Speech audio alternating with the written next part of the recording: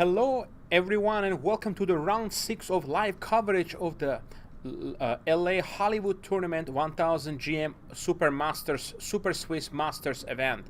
We have so many exciting games and let's jump into round number 6 here. The tournament is already shaping up. We have some big upsets, we have some leaders. On a top board, however, we see a draw between two grandmasters. My student and a good friend Robbie Kevelashvili drew against Benjamin Gladura, and this was a kind of a short draw. So let's see here what happened. E4, C5. So we had a Sicilian defense from Gladura. There was a sharp line with Sveshnikov line. And exchange. It looks like both players are very familiar with this. So Queen F3 played, putting pressure here. And I'm not sure what's the theory here, but it looks like we're still well in a theory. And Gladura just proposed a draw here, which was accepted by Robbie Kevelashvili here. So looked like he just, he won the previous game and wanted to just have a little bit easier day. With 2 games a day, it's certainly tough. It's certainly very tough, I have to say. So at the moment we have basically after 6 rounds, Robbie has won. Let's see here. He won the previous game. If we go back here, looks like he had won in round 5 with he won this game against Mark Heyman, and round 4 I think he won as well. Or maybe he drew. Let's see. Let's see here. We can also look at the chess 24, but okay, we can see here. In this round 4, Robbie won. Actually, he won against Perez, so he's actually doing really well. It looks like he also won in round 3, so he's in.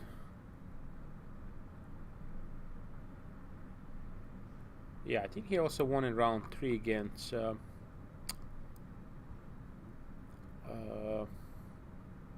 he was blocked against back in Nigeria. So Robbie, he was tied for first in this tournament, +3, and he drew the round 6 game against Gladura. So good result so far. So basically he has 3 wins, 3 points, and he has 3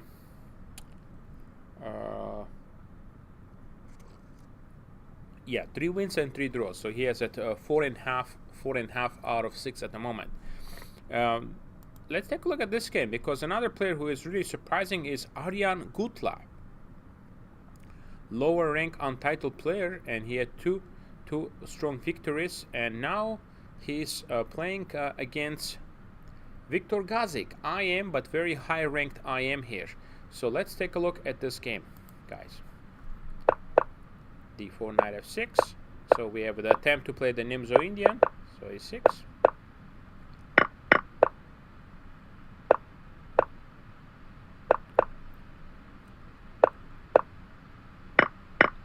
Now castles. And now e5.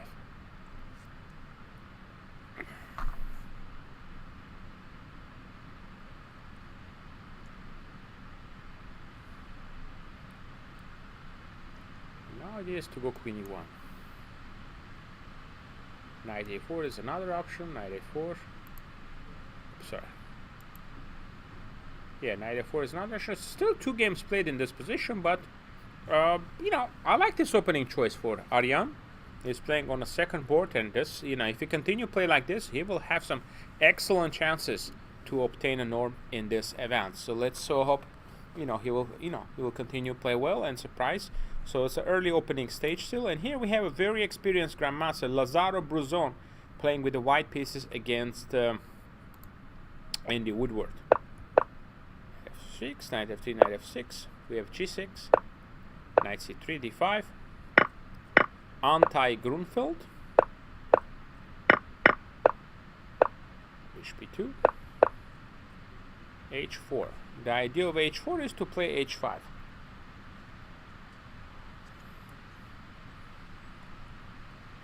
So idea just to play h5 and put pressure here.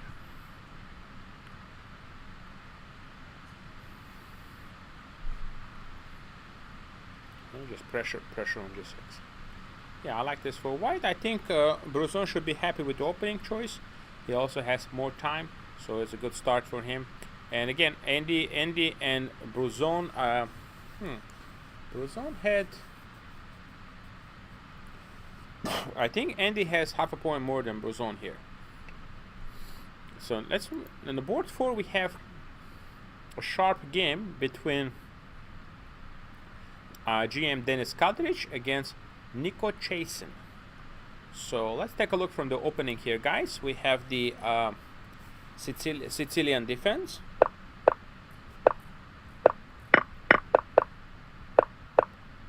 And it's fairly theoretical.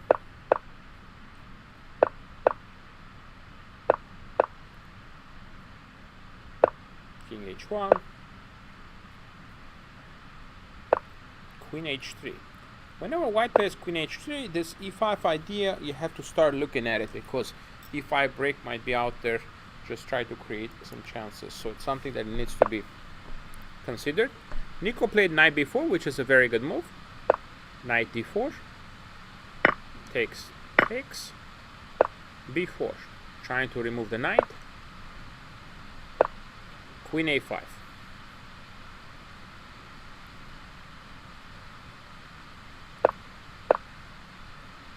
G6. Wow, G6 is just a really bad move. I'm not sure why this move is placed, because it's significantly weakening the dark squares. Yeah, I'm not sure at all about the move G6 here. Yeah, perhaps look F8. Yeah, this is a fine move. Yeah, for F5 you just play E5. G6. That's a really bad move. And now F5. E5. And this is a critical moment here. If he plays the move F takes G6, it's just winning, because if you take back with the pawn, Knight E6 is just strong. And then Queen E6, picking up the bishop. So if you take back with the H pawn, then I think Knight F5 very strong. Attacking. And now taking Rook G5, and it's just very strong mating threats here. Okay. So what are the other option? The third option, if you take here, then you can take Knight takes D4.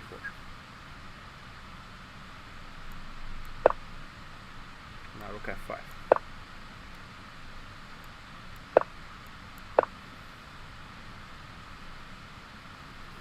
Putting pressure here. Okay. Yeah. Well, it should be a very comfortable position here.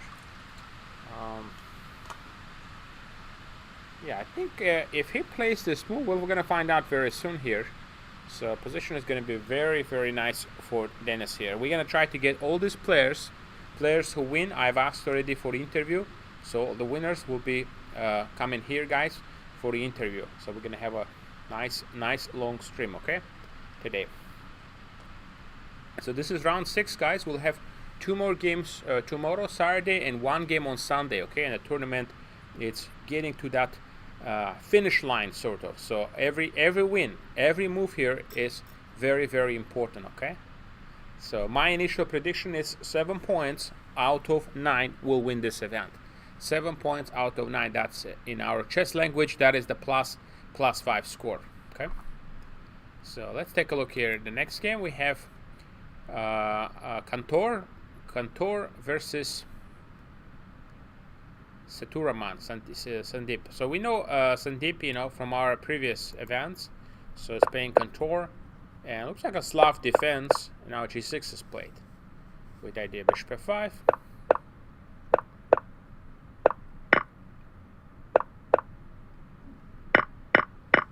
Queen C5, and yeah, it doesn't look like lots of theory here. Somewhere Let's see here when the player sort of deviated from the main theory. Castles. Okay, the c5 is already a rare move. I mean, not so rare, sorry. Knight a6 is another move here, but c5 could be played. Queen a5, rook d1.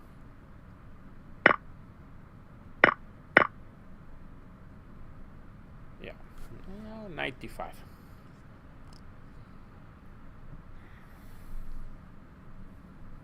And now knight d5 comes in, putting pressure on the position. Okay. Knight d5 takes rook d5. So for example, if you go here, rook d5, check, rook d2, and we just get the development.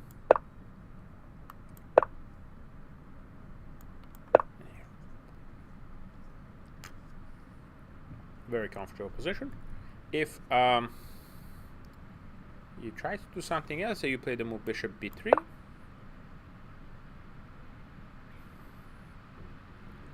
There are many different ways to play bishop g4, isn't it? Putting pressure. Say castles, knight c6. Catching up on development. I don't think white has much advantage here, because if you could play like this, not the main lines, and get an advantage, and everybody would play this instead of studying the deep theory of the Grunfeld, you know. So I do think that yeah, so this is a position here, and we see a lot of thinking here from white, GM Kantor, and 125 for Sandeep, and 47 minutes for Kantor. So it's lots of thinking, and there could be some potential time pressure coming up. Rounds in board 6, we have Svet playing with the white pieces against Kostya Kavutsky. So very interesting game. Let's take a position actually. Let's see what opening this came from. c4, g6. Okay. Trying to get some b4 in.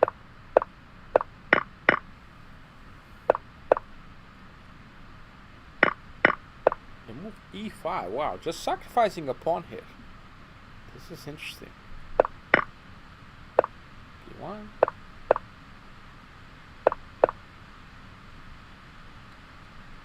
Wow.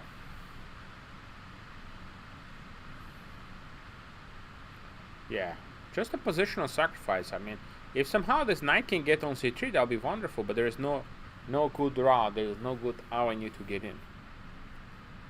So knight f5, rook e8, let's say.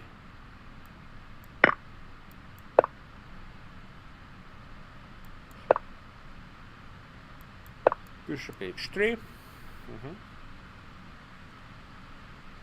And now putting pressure here as well on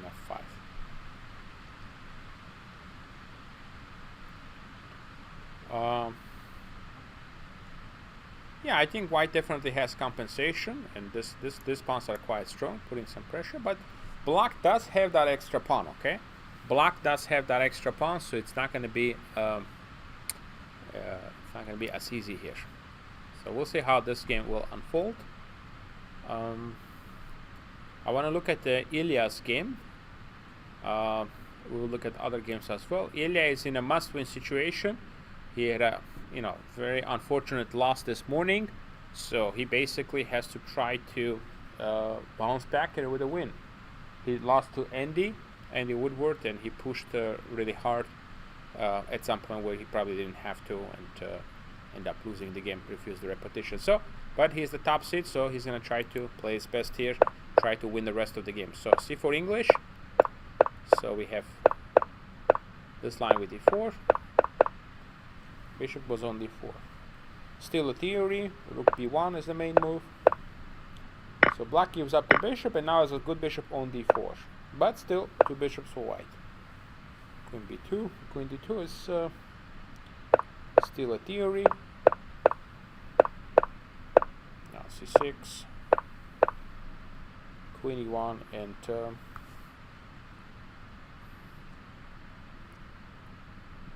yeah, queen goes on h4, knight goes on e2.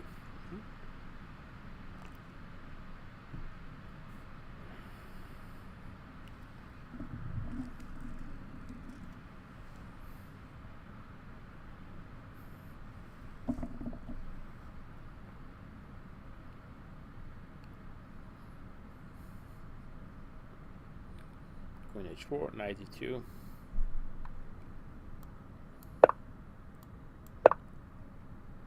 f5. Let's say takes.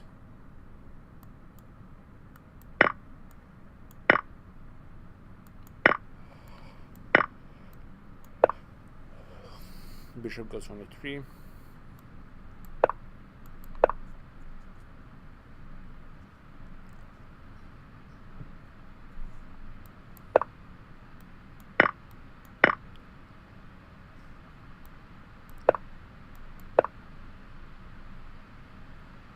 If you take f1 is hanging. King g1, 95. A super messy line here. Yeah. Another player, Mikhail Antipov, he got upset in the first round, so he's trying to fight his way back. It's another very strong grandmaster. So both Ilya and Antipov are like top players, and they're trying to bounce back here in this tournament after, you know, not a very good start. So Mikhail is playing for the win, so he chose the Sicilian.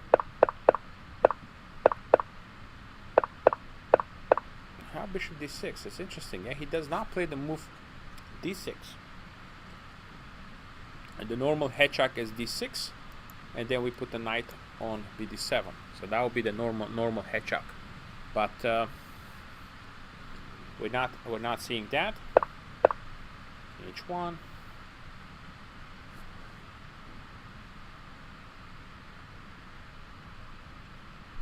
Bishop h2. f4.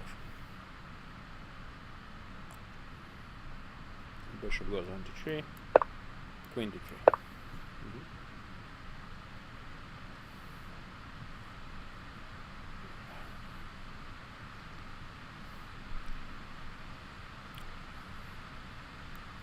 The main line is actually incredible. This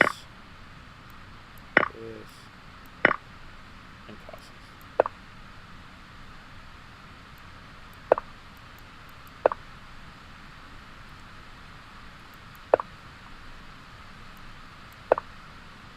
If you takes, yeah, it's gonna get really interesting, and the pieces are coming in, and lots of pressure here. Okay, so it's gonna be very difficult to do anything. So, very complex game here.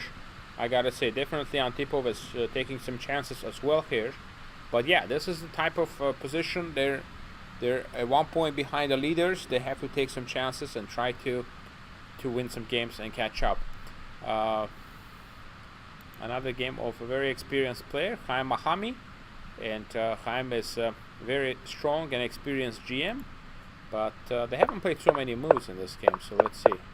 He's playing against Ayem Ekin. And now rook e8 played. Trying to develop the pieces. So we have 1 hour and 15 for Ekin, and we have 47 minutes for Chaim Mahami. Okay, so what to do now? Knight c2 is an idea, typical idea for this position. Knight c2, there will be d6, then there is bishop f4, knight h5, bishop goes on d2, perhaps a5, and you know, it's very interesting. Very interesting dynamic position here. Okay.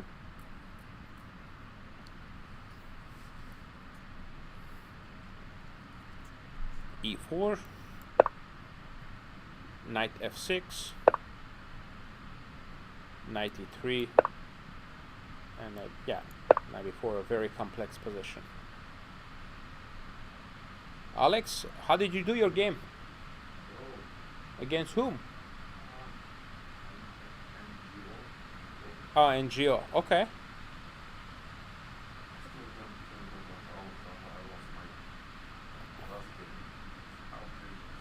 You wanna show us this game, or your game is not on the board, DGT? Yeah, I know. It's not. Okay. All right. In a previous. Okay. All right. Yeah. This. Okay. Good luck, and I try to get a couple of more wins. Okay. Yeah. Yeah. We are doing. No, this is live stream. So. FM Kretchetov here with us, guys. So he just drew his game against back NGO. Kind of a short draw, but we'll hope to have him back after his wins 1 or 2 more games. Okay. Thank you, Sasha. So yeah, this is where we stand right now, guys. Lots of exciting games, couple of draws already at the top. So let's see what's gonna happen here. So I think this Bruzon is looking quite good. So I'm gonna take a short break here, guys, and I'll be back. When I be back, we can continue, and hopefully I'll have some more guests. Okay, so we'll take a short break and be back soon.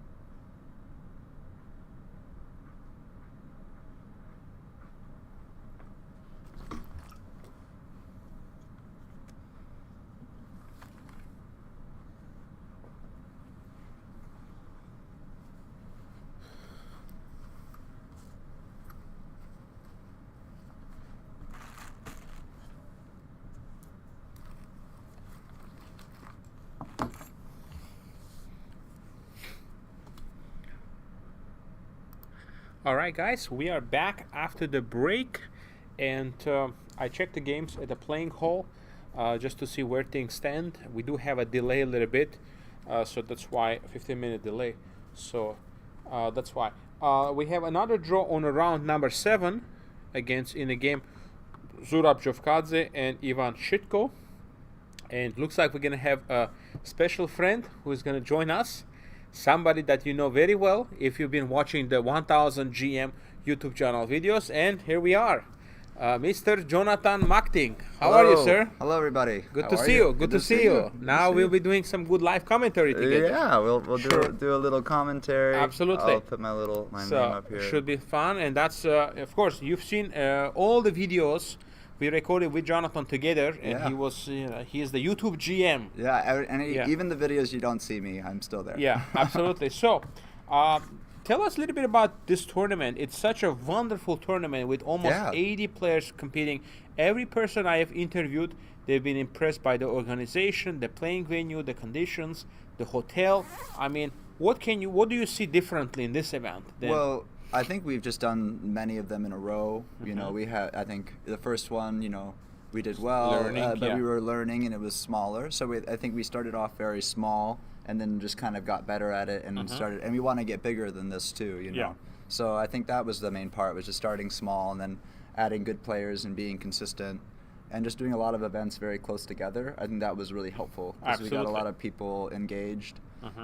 So I think that's why we had a good advantage. And then also this was a great venue. This is the first venue we worked with, so then it was like easy to work with it again because we knew what to do. And then it's great that we can do like live commentary now. That was what we wanted to do. So the first Jonathan time. is very involved with the 1000 GM project. He does in charge of the YouTube and many other contents that we create. So we have some draws. As you can see here, we have the top board ended in a draw. So Benjamin Gladura looks like he's already on a +4. Wow. So he is 5 out of 6 right now. And so it's looking good for him. I got to tell you that. He drew against my friend and student, Robbie Kivelashvili. And I'm not sure why Robbie didn't want to push because he's half a point behind Gladura. He could have maybe tried to push a little bit. But anyway. And then we have this person.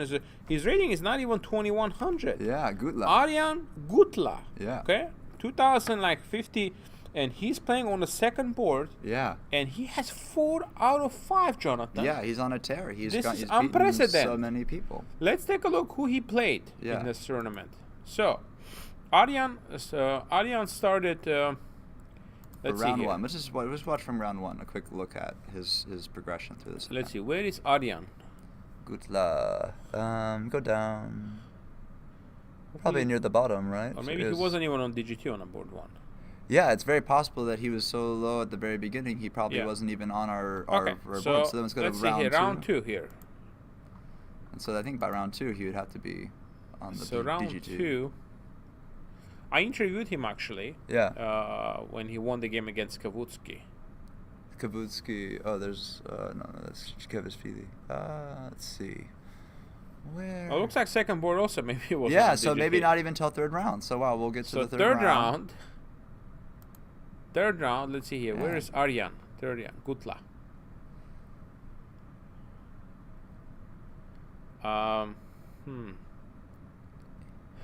There he is. Here we go. Right there. So now he's entered so the he DGT won board. against Varun. Yeah. Wow. Let's watch this game. Varun. Wow. Varun is very strong. He obtained his IM norm. Wow. So this is what happened against Varun. Open Sicilian. Dragon shape. So Varun plays the bishop e2. Doesn't play the f3. It's okay. So it plays this setup. So Varun is like almost 2400. So winning against Varun, it's a huge really big deal. Very big deal here. Takes. Varun goes for the attack.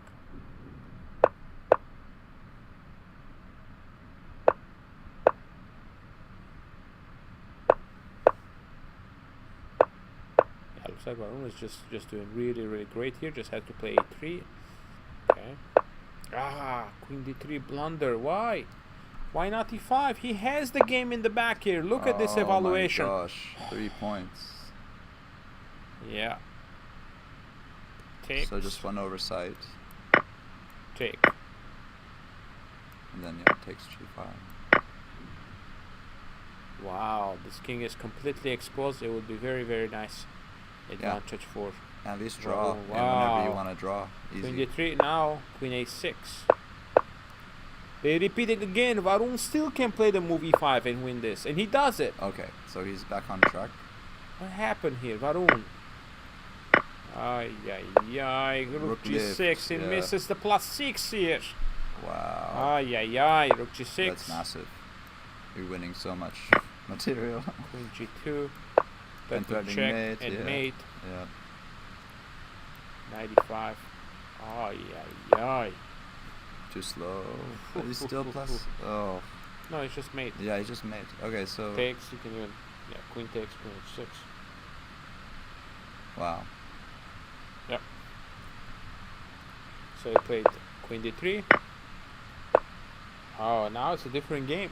Yeah, now it's really tight and anything could happen. Yeah. And the But still, rooks I are mean, stronger and White white shouldn't still lose this position. Oh my gosh. Lost the pawn. He got frustrated because he lost the +3. Yeah. That's totally. what happened. Totally.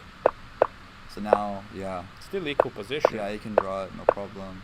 He's probably still trying to play for a win on inertia. See? So he's not repeating here. Yeah, because on inertia, he's playing for a win. Yeah. Ooh, now again blunder. Counter blunder. Ah. Oh my gosh. Rook f1 and Varun still would be in good shape. The time pressure is coming in on both sides. It's like we have a minute to 41 seconds, and so these are all going to be imperfect moves. I lost a piece. Oh. Wow. Wow. It was just, yeah. We've been joking a lot in this event and just about winning one games, you know, and that winning one games is the hardest thing to do, and it's because just because you have great pieces doesn't mean you're going to stop all these great tactics. Yeah, and, that was disappointing. So Aryan won the round 3, and I think round 4 I interviewed him. All right, let's take a look. I think he won against Kavutsky. Yeah. Yeah, let's take a look. Yeah. This game we analyzed already when he was just here. He was actually. It was another roller coaster game. Looks like he likes to get into very messy positions because. Yeah. Check this out. This game he was like winning, then he was losing. Okay. E5. Let's go. And like takes. D6 is like really, really strong here. Yeah. Oh, takes, D6 would be crazy. D6, yeah. Bishop f3. Yeah, this game was I couldn't. Good thing I had a computer. Otherwise, it was very difficult to understand what was going on here. Yeah. Take. All I know here after queen a8, black was winning because then you take on g2. So.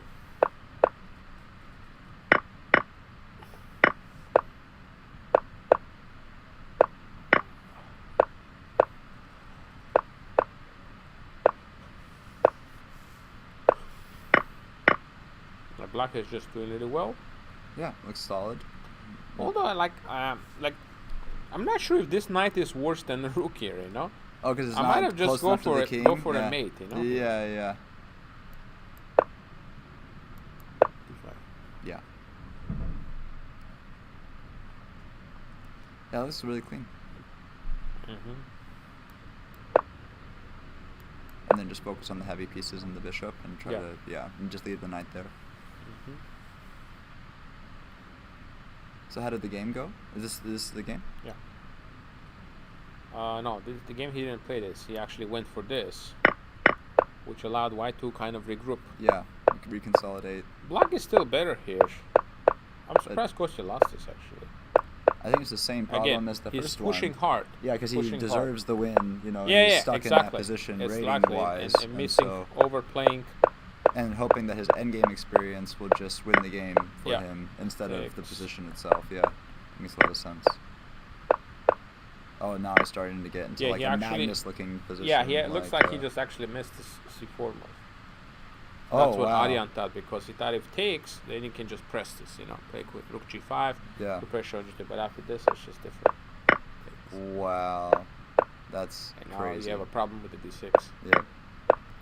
And King's fine. He can just walk up the board in a jungle gym and he'll be okay. And he actually resigned here because the c-pawn is going. He was so frustrated here. So that's 2 wins for Aryan, and I think he did he win again? he won again, that would be like incredible. Like in round 5. What did he do in round 5?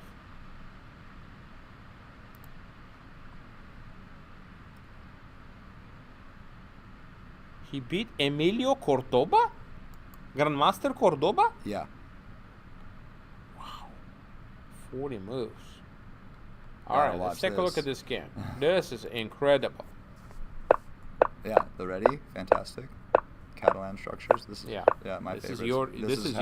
This is your bread and butter. Yeah, this is what I do all day. I like the Tarrasch Knight. It's beautiful. Yeah.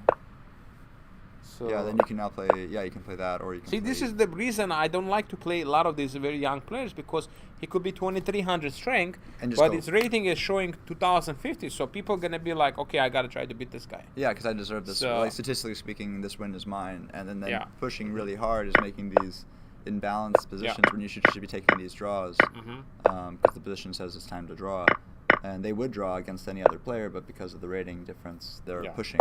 So. Wow, this is crazy. Yeah, I love Cordova's position. I said before. Wow, what? Well, he's up a pawn, but Arjan has good compensation. Yeah, I like his. All of his pieces can do something really quickly. Yeah, if you're gonna play Catalan shapes. Pieces are quite active here. So here. 94.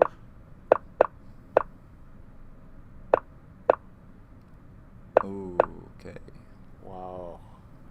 What was the move here? Oh, king over. That's hard king over, that's hard to see. Yeah. Pieces are coming in. We're doing exchange sacrifices now. Oh no. Yeah, that's too much. A pawn plus an exchange sacrifice is... No, I mean, big build. It's just the problem is you can't get your pieces developed. Yeah. Wow, I think queen f2 mate.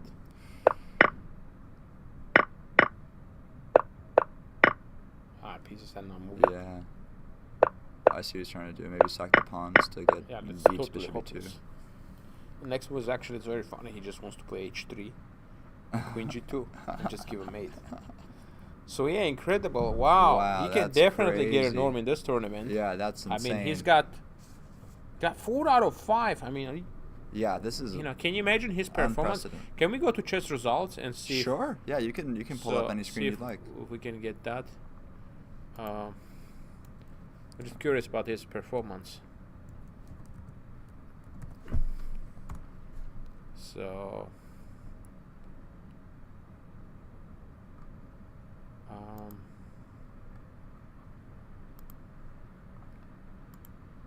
Okay.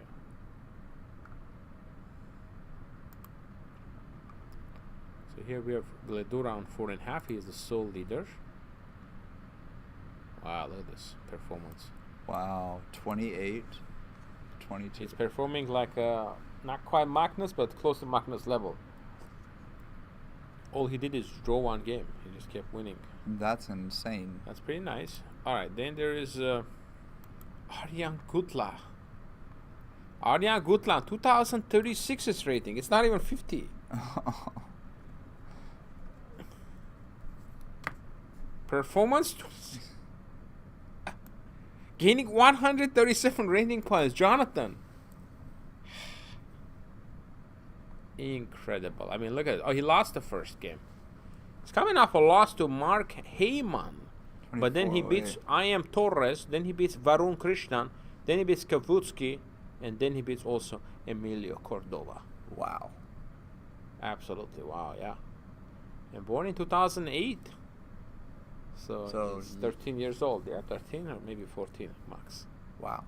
That's incredible. Okay. Yeah. Well, this is where things stand, okay?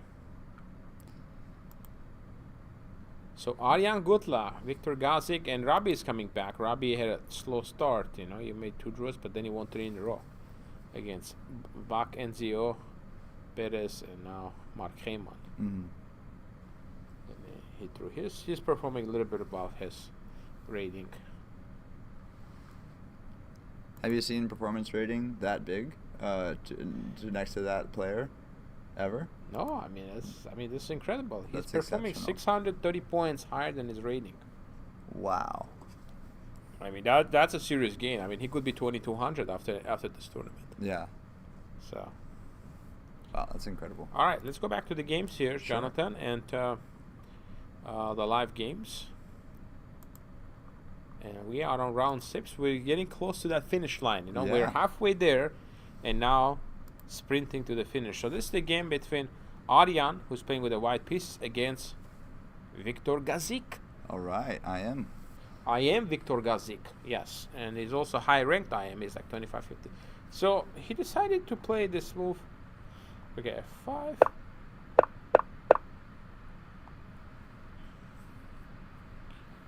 It looks a little bit better for white, for black, but it's incredibly solid position. So.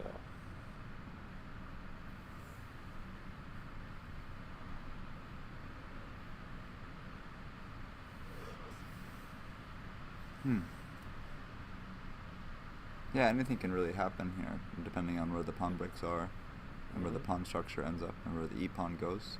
Yeah. So, hard to say. How's the Woodward position? Woodward is yeah. So we'll get back to the Gazik game. Woodward is slightly worse. I think he's under serious attack here. There is some pressure coming up on the But G6 here. Andy Woodward had an amazing draw. Well, he won against against Ilya. And he won against Ilya, and he had an amazing draw where he was down, I think, 9 points sent upon, and was able to draw that game, which is incredible. Incredible, yeah. No, but in this position he played here, and that allows from knight g5. What was the best move? I would be a little bit scared, you know, in this position if I was black, because my king doesn't have too many defenders. He just goes knight c6. He's like, okay, I can calculate. Okay, and let's take a look. I think we're probably gonna have a special guest joining us, Grandmaster Antipov. Let's take a look. How did it go? After knight g4? Oh, this is the game. Yes. Okay, there are more moves. No, how was your how did you do the result? Did you win? I won, yes. Oh, won. Okay, congratulations. Yes. Let's see here. We just didn't have all the moves. Okay, guys. So we're gonna have Grandmaster Antipov joining us to go over this game. It was a very sharp game. Let's see here, against Evan Park. Yeah, I decided to go for some aggressive opening. Yes. I saw what he was playing c4 against a6. I mean, of course, position is not great for black. But I also have some chances. Some chances. Yeah, I thought. Yeah, honestly, I had no idea how to play against this line, because I only knew what white plays a3 to prevent bishop b4. Well, this bishop d6 was still like you were prep, or just you just no, of course. No, I mean I just made normal moves, and the bishop d6 usually like the most classical idea after castle. King h1 was actually quite a good move. I missed it completely. I thought he needs to go g3, and bishop g3 gives me a draw, but I wanted to play h5 after g3. I don't know how good it is, but it's just complicated. And now, like, I had to create something, and I found the h5 quite crazy idea to play h5. So Andrew proposes to play h3. I personally didn't consider this move. He wants to go h3 and f4. Yeah, maybe it's actually really strong. At some point, like, I honestly expected knight a4, and I found extremely beautiful line. I thought that he would take on b6 here. No, with the knight, not with the bishop. Yeah. Honestly, I just didn't consider bishop of b6 because I thought it was just losing immediately. And now I either have h4 or knight c6. I was not sure what to play. Honestly, so you're giving up I considered that knight c6 is slightly better. Yeah. Just take, and suddenly all my pieces are in the attack. My bishop on a my bishop on a8 is like attacking e4. So at some moment it will be really strong. And knight h5, knight g3. Yeah. Another idea was instead of going h4, actually to play knight c6. I'm sorry. Yeah. So can you move? So like bishop takes h2, and now after knight b6, just go knight c6. I was not sure how to relate it, but I also thought it was extremely interesting, because if he takes, the point is if he takes, I take, and like I'm basically threatening to go knight e5 next move. And what can he do? probably I thought that queen d2 is almost the only move, because now after knight e5 he has bishop f4. And maybe he might attack more stuff, but again, like all my pieces are in that attack. I just sacrificed an exchange, absolutely. And my king is completely safe. So it's, of course, it's all in, but in my perspective, it's more or less risk-free because attack is too strong. And no, attack is strong. So I was completely shocked that he took with bishop. I don't know what he missed, because I thought that after queen f4 I'm just winning. Suddenly, after bishop f2, like I thought that knight g4 just ends the game, and he could play bishop h4 here. Yes. The move that I firstly missed because I didn't consider bishop b6. But after bishop h4 I wanted to go actually queen c7. Because now you're threatening to take and bishop g3, yeah? Yes, and now I wanted to go queen c7. No. He just blundered the mate. He blundered the mate, okay. So he played bishop e1 here. Bishop e1.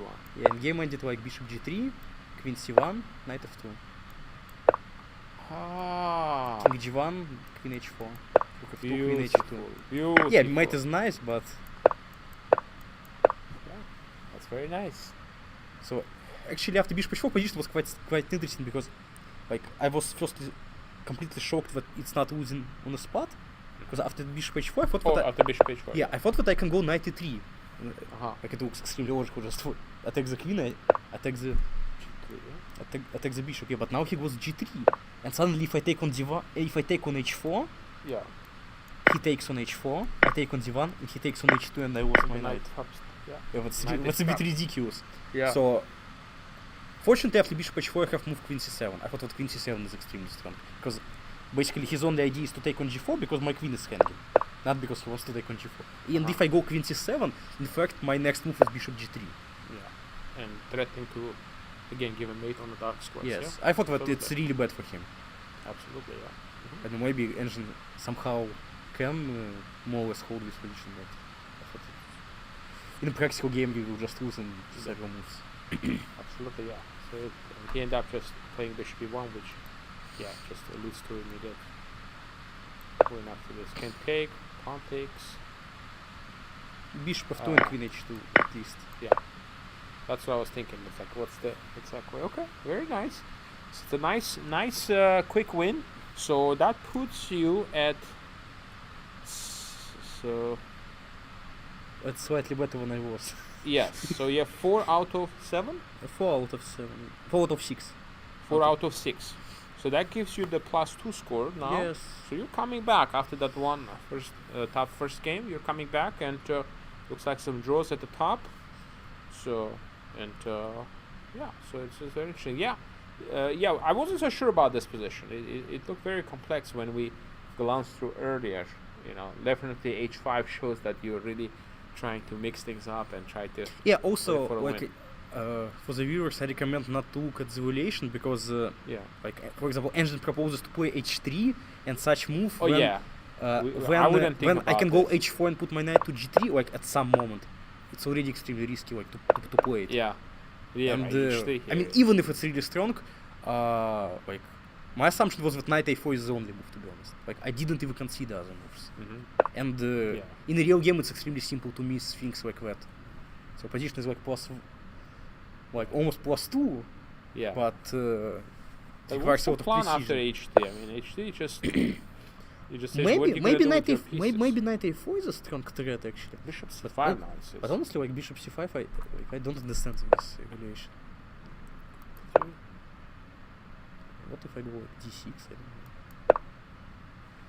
I lose my bishop. I lose my bishop. Okay, so I need to take, and if he takes d6.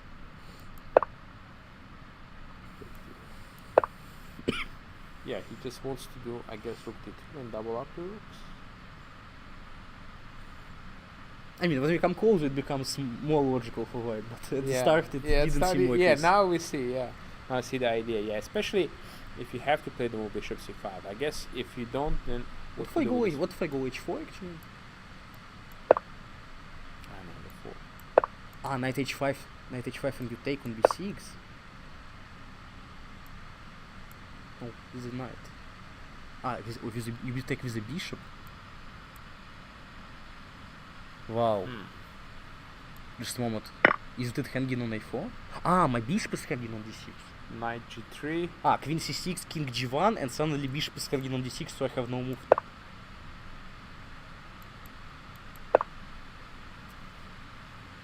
Wow.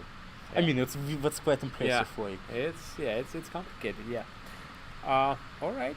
So very pretty finish at 10, Mikhail. Congratulations on the win, and let you get some rest and get ready for the tomorrow's big matchup. All right. Thank you. Yeah. Thank you for joining us. Hopefully see you soon again. See you. So that was a very nice win by Mikhail.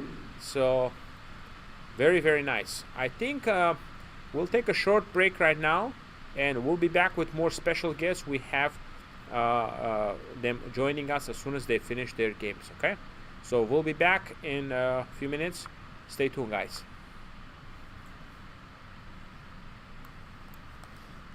Perfect.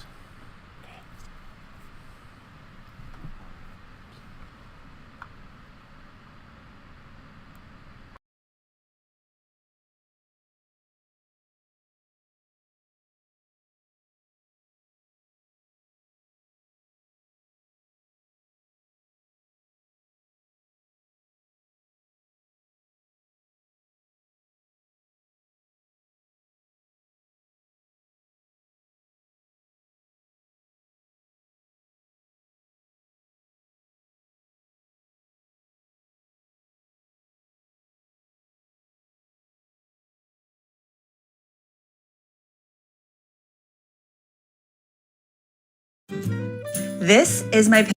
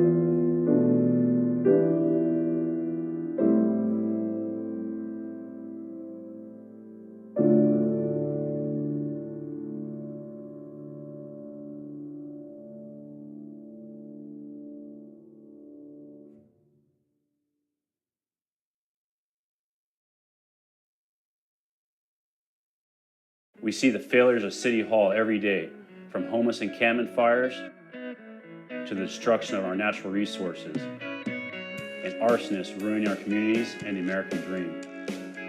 Enough is enough. We need a change, LA. Politicians created this mess, and now we have to fix it. I'm firefighter Hiroshi Haskett, born and raised in Venice, and I'm voting for Tracy Park. Vote Tracy Park for a better LA.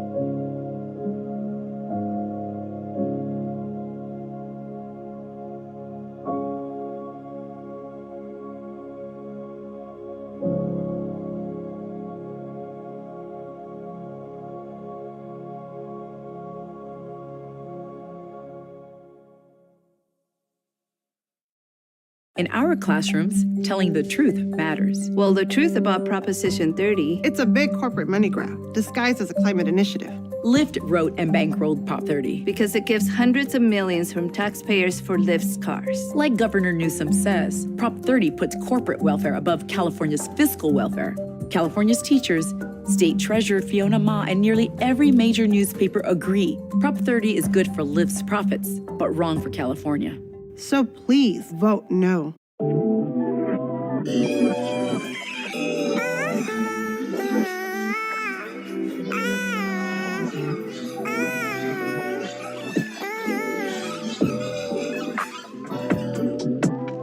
Every time I pop out, all eyes on me when I walk out. Dropping the top on the ride out. She fell in love with the vibes now. I cannot trust when the tide's out. Diamonds they hit when the lights out. She wanna pull up to my house. What she wanna pull up to my house? She got me hurt out to feel. I got your girl in the fields. She wanna ride in this whip. She wanna come and get lit. She caught me hurt out to feel. Telling me just how she feels. She thought that her love was real. Go come and see Dr. Phil. It's like 6 a.m. in the morning. Bring your best friend, ooh, best friend, your best friend. Yeah, bring that best friend. 24/7 she texting. Girl, who is you texting? While I'm out on the left lane, what's your main thing? You're my side thing. Yeah. Cheat on me. Girl, you just blocked your blessings. I just learned my lessons. I can't trust on me, yeah. I shot rolling. She got me hurt out to feel. I got your girl in the fields. She wanna ride in this whip. She wanna come and get lit. She got me hurt out to feel. Telling me just how she feels.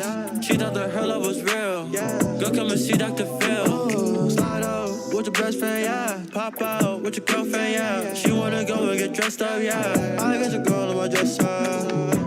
What you say right now? I can really pull up in the push mat black. Girl, what you want? Got the racks in the back. You should let me know if you with that. With a girl on God, riding the whip, she wanna sit in the front. I cannot love but just shawty in love. I cannot trust but just shawty won't trust. Yeah. I shot rolling, good God flow. Yeah. She got me hurt out to feel. I got your girl in the field. She wanna ride in this whip. She wanna come and get lit. She got me hurt out to feel. Telling me just how she feels. She thought that her love was real. Go come and see Dr. Phil. It's like 6 a.m. in the morning. She ain't no best friend. I'm sorry. It's like 6 a.m. in the morning. Ain't no best friend. Yeah, bring that best friend. Bring your best friend.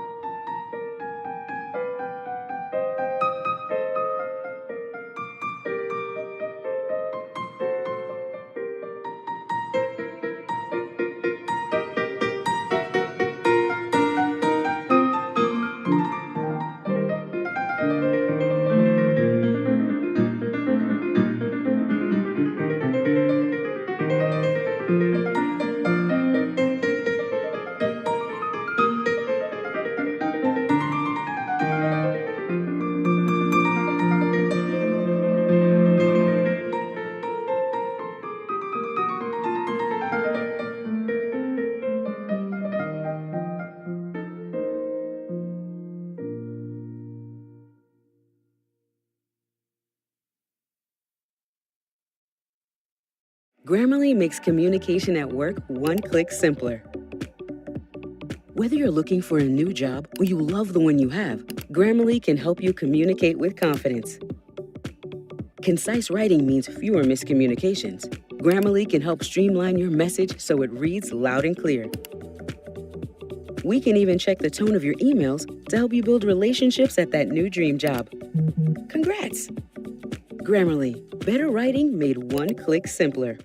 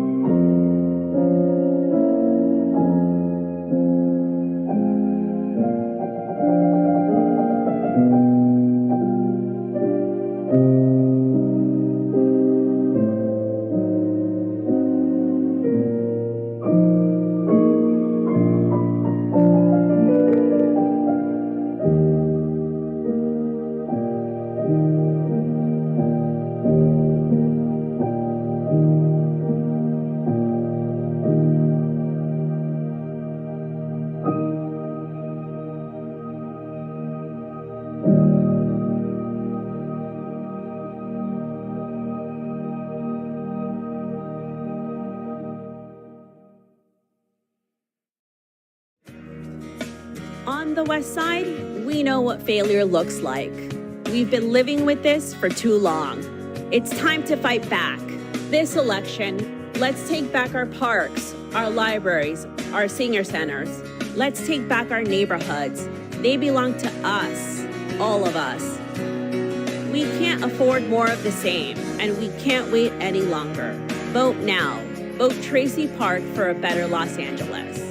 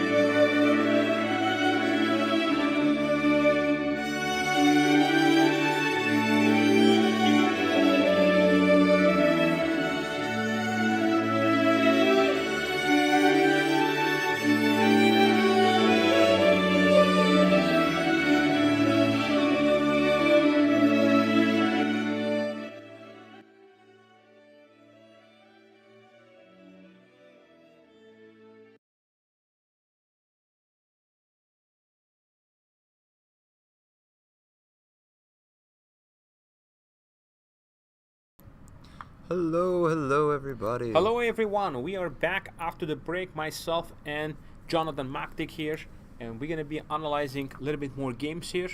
So. Oh, just a second. We have a little camera issue. I think the camera is off, maybe. No, it just needs a little wake up. Did it turn off? Oh, let's see. I will check. We have a quick camera break. All right. I think hopefully you guys can still hear us. We want to make sure the camera is functioning, and Jonathan will fix it. This is my main job, is to make sure that these things happen. He's our IT tech. If you notice me, I'm not doing a good job. All right. So.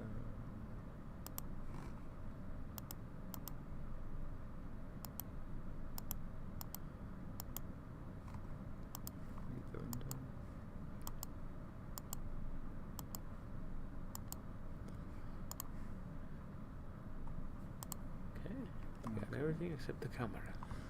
Is it on still? Is it having problems? It might just be too tired. It's gone too long. So we'll use our backup camera. Okay. Backup camera. This is where we have one.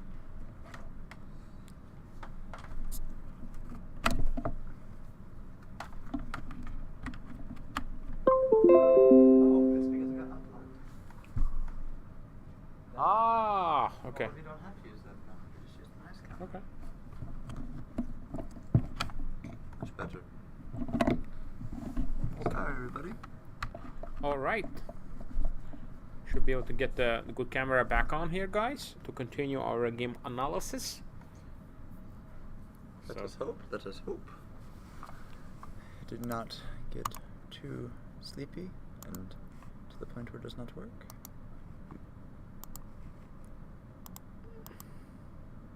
Woohoo! There we go. All right, Jonathan. Let's take a look at what we got here. We have a couple of results, but we had a nice interview with Mikhail Antipov, who won a nice game against Evan Park. But we have some more interesting. This is a game of Aryan Gutla with the white pieces. He's playing against Viktor Gazik. Okay, Aryan is having the tournament of his life. We can call it. You know? Yeah, 100%. He's performing as a 2650 player right now. So his rating is 2036. So he's having an amazing event here. So let's see how this will continue. You had to use the backup camera, unfortunately, everybody, because this one has been running for too long. It's okay. That's why we have backup cameras. Okay. We'll fix the camera. Yeah, but I mean, position looks very, it's more or less equal here. He does more time advantage than Viktor Gazik. Okay, he has a time advantage against Gazik. So this is the other camera we have. Then, all right, here we go, guys. Hello. Hello, everybody. So. E3 could be played.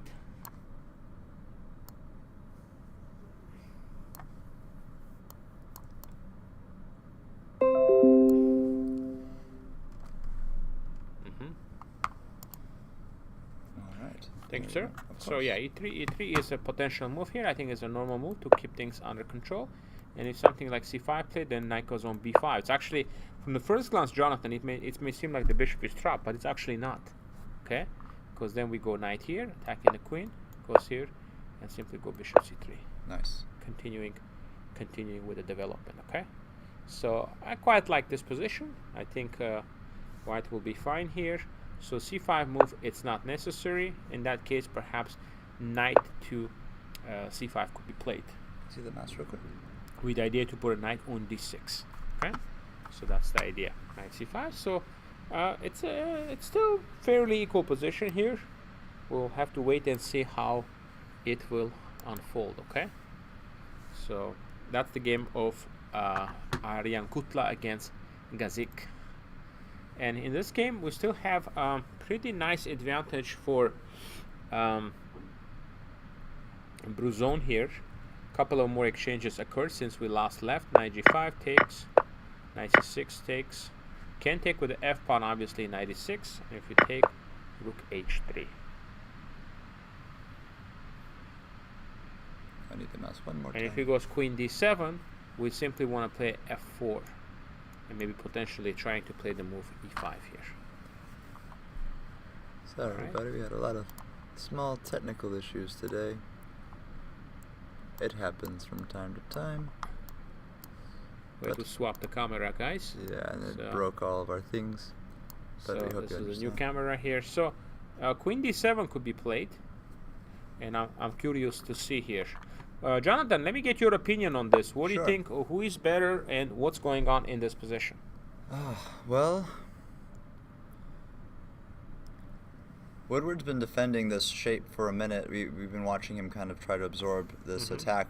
Like you said before, he doesn't have a lot of defenders on his king side, and now that's starting to show its weakness with this long open h-file. So, I mean, the attacking chances are really good. It's probably going to be, bishop d2, castles queenside, rook h1, something of that nature coming in. That's actually an interesting plan you're suggesting. It's very nice because you can castle and just bring this guy here. So I think it's just really clean attacking chances for white, and black has to figure out how to absorb that with not very many defenders. So that's just why the eval is slightly better for white. There is this 95 though, I have to say. Oh yes, and then that'll definitely change the shape. Yeah, annoying. Yeah, try to pin all the pieces together. And then f6, getting the knight off the board.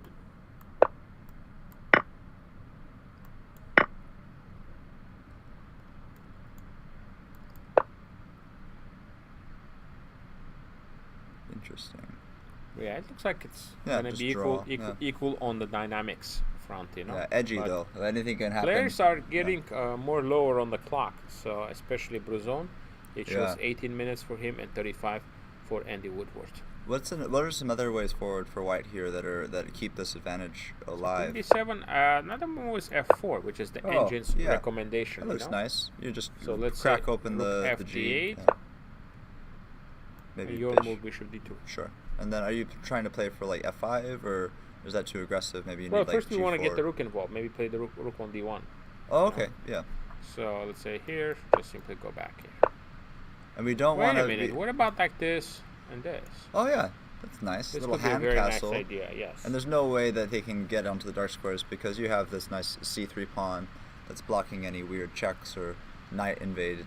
So I think that's a nice little slot for the king f2 and put pressure. Sure. Absolutely. Yeah, this is very nice. King f2, rook goes on h1. Yeah, if I was Andy, I'd be uncomfortable here. Just it's hard to find try a to plan get the forward. queens swapped off. Yeah, and just try to play endgame with the pawns because the pawns are fine. So I guess he might be able to get that. Queen d3. g4. Wow. Oh. Just simply ignoring that. That's a lot. Yeah, then the pawns just are going to rush in, and this is even exchanging now. The pawns are still so active, it doesn't matter. And maybe my idea now, the rook h1 coming over, and yeah.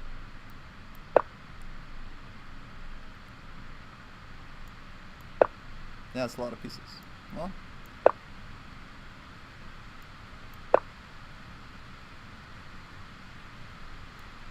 Trying to get some counterplay. Yeah, try to get the bishop off, so maybe you can get the rook onto d3 or something. Yeah, of course.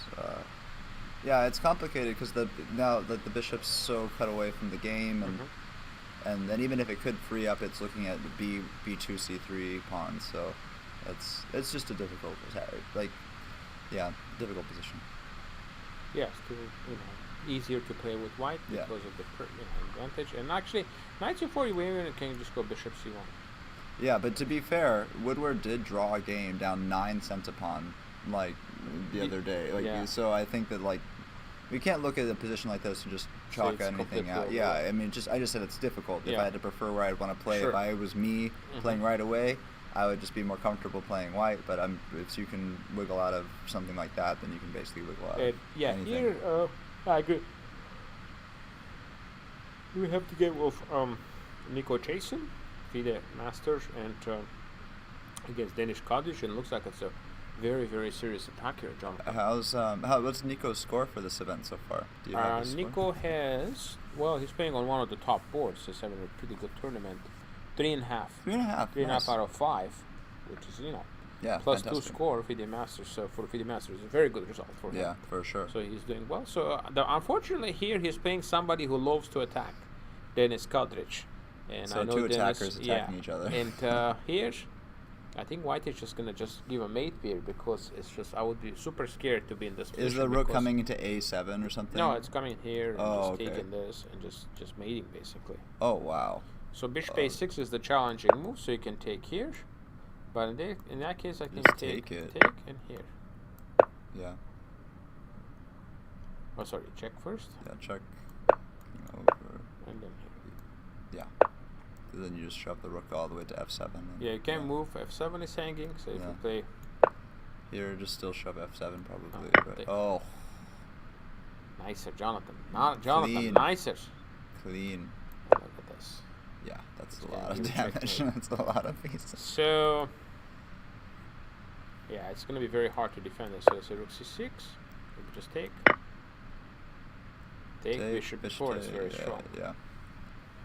And then what do you have to do? Bishop e7 or something like that? No, bishop b7 f7 mate. Oh. Rook and then just exchange sacrifice? Yeah, you cannot move anything. Just rook up, like rook e7. Maybe here, but then this is nice. Sack. Takes. Check. That's crazy. Yeah, nothing can get in the way. That thing's a monster. Yeah, wow, what an attack. This is... That's an amazing attack. Is there any... So I think it's a good chance that he's going to win, Dennis Kodrich. There's another game here. We have Sandeep, who played in a lot of our 1000 Yeah, we've seen lots events. of Setoraman. Yeah. And here he made a move that looks like got himself into some trouble here. Yeah, he should have played e6, which would have been the best move. Played knight b4, but then now check. Let's say both players are out of prep Check. very early. Wow. That's nice. I like that. Yeah, you had to start with this one because you also need to make sure you're securing the c4 square. Okay? That needs to be secured, c4 square. What would go... Oh, the bishop would latch in there and then you lose all your space. Yeah, absolutely. Man, knight e5 is just such a great move in so many positions. It's a nice place for knights to go. So, if he plays bishop f7, he's going to have some advantage. Okay? So...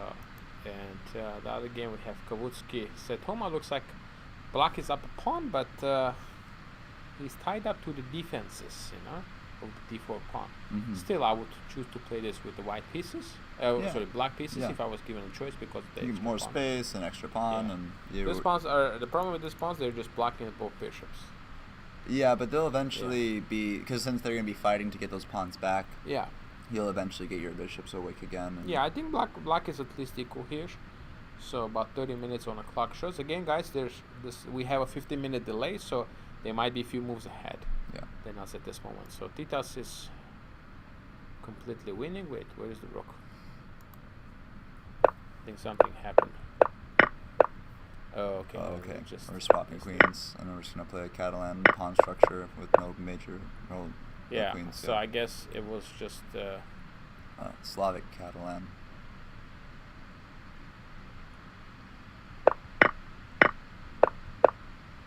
Yeah, it was probably just take. Let's see, one rook APA, this kind of position. Yeah. Actually, when I was there watching, black offered the draw here and white declined. So Stramavicius Titas is showing fighting spirit. I know Titas from a while back. He was a student at UTD Dallas. Oh, nice. And I was working there training some of the players.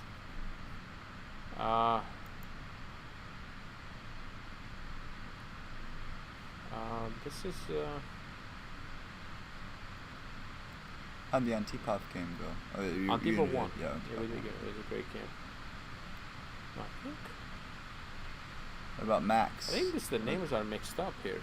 Can we see Max's game? Max Godovlev? Actually, there's a mix-up. This is not a... This should be Stearman.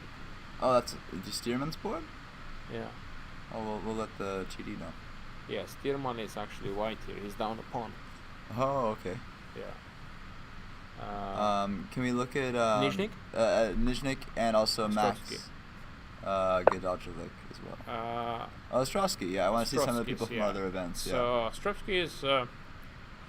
he is low on the clock. His position is slightly worse Because finally now the light square bishop is going to get open. So it's definitely some advantage for Ilya. Ilya is a very, very fast player. Yeah. So it's no surprise that we see him do that. So try to put pressure. Hello, sir. So, yeah, it's an interesting idea. Okay. Yeah, that's fine. No worries. Yeah. Knight d5 comes in, trying to trade knights. Wow, this is an advantage too here. And you want to see Max Gedaljevic? Let's see. Harshit, he's playing Harshit. Strong Harshit. Harshit is up a pawn. And he's just pressuring. He is just pressuring. Actually, sorry, he's not up a pawn. He just became up a pawn.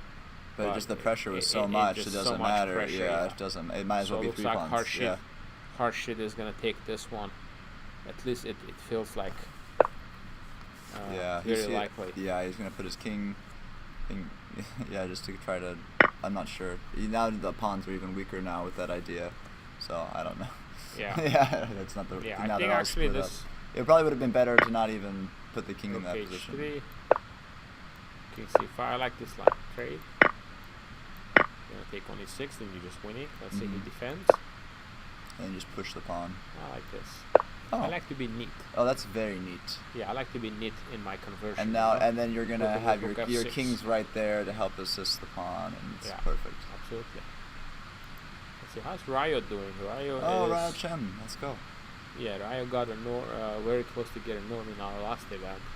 So yeah, it looks like he's totally fine. Now he's gonna take here, get the bishop back, and nice.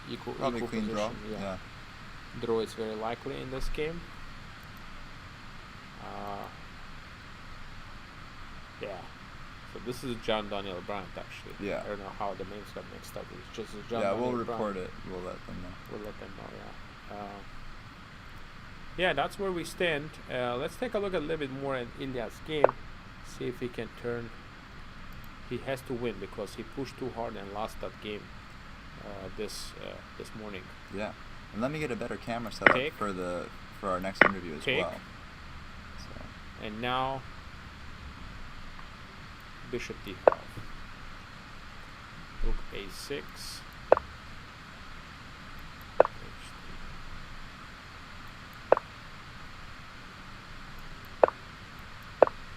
Rook a6. Okay.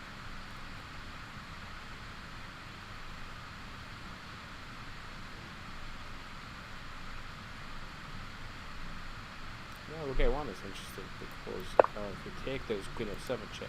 Yeah. There's this. Takes. King to h2.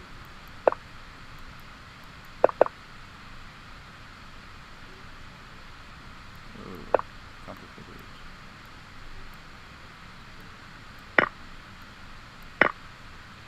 I like the v4.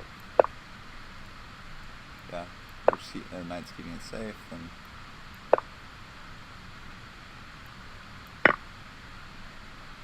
then rook takes h5, and yeah, it should be a good counterplay here. Go back. It's Ilya played a5.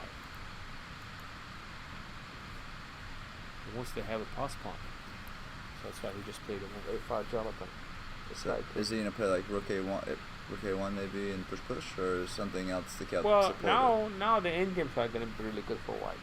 Okay, and luckily that there's no queen takes b4 for Ilya because there's a bishop e6 capture. Yeah. So this was clearly based on his calculation here. Yeah, bishop b6 rook takes and then queen. And then I see.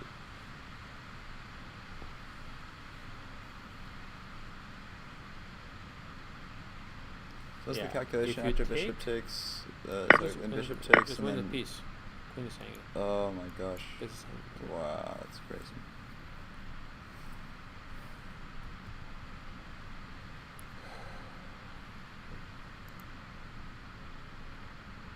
Yeah, so I think I like Ilya's chances, especially I like the clock when I'm looking at the clock.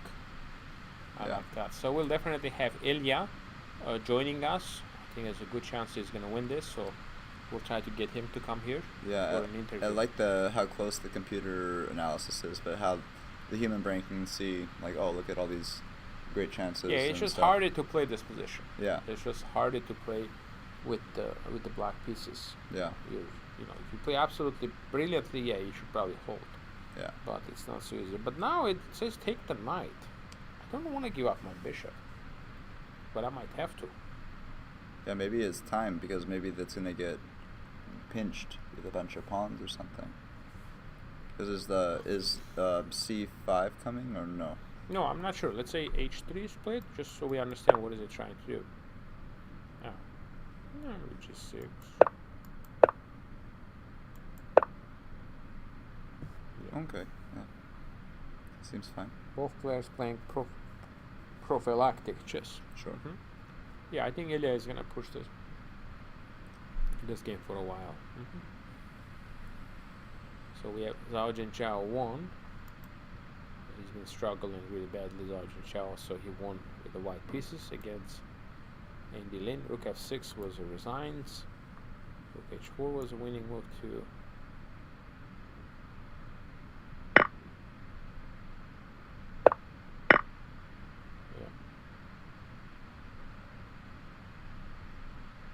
Yeah, rook f6, the point is now, Jonathan, you cannot take because of it. Oof. Yeah, it's a very strong grandmaster. He's been struggling. That's why he's on a 20th board. Yeah. You know? But then he gets a nice clean win. Somebody is like this is capable of winning like a lot of games in a row. Yeah. So it's so I wouldn't be completely surprised if he, let's say, wins the next like 4 games. 3 games. Yeah, 3 games. So if he wins the last 4. This is our friend, the Grandmaster Denis Porosh, and looks like he's just winning. He's up a pawn against David Gasparian from Armenia. How did Cordova do? Cordova, let's see. He's still playing. Oh, nice. Let's take a look. Yeah, he's actually doing really well, but he's not playing John Daniel Brand. He's playing Josiah. Oh, he's playing Josiah's John. Yeah. Oh, I see. He's much cleaner position than his other game we saw. Yeah, black looks really nice here. I like these knights. These are very King's Indian, Kasparov style knights. No, I mean they're doing good. They're active. They're defending h7 now. Yeah, the knights are very active here. Yeah.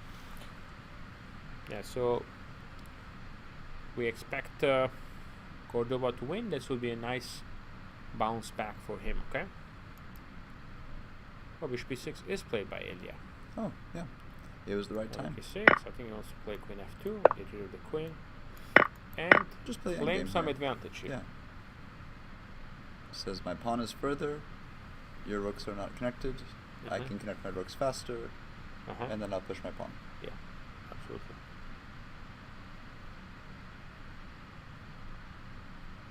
Do you need Luft here, or is that too much time? I think you're just going to bring the king back. You just bring the king back? Okay. But maybe you can play g4. Maybe this is the Luft. This is the Luft. Yeah, then there's aggressive Luft. And then you could, yeah, that's nice. I mean, objectively, black should hold this. Sure. If he plays this correctly, but like that nice a5 pawn, I think, is the little asset in the back pocket. If there wasn't a c5 break, then I would really choose white. But with c5, it's just more.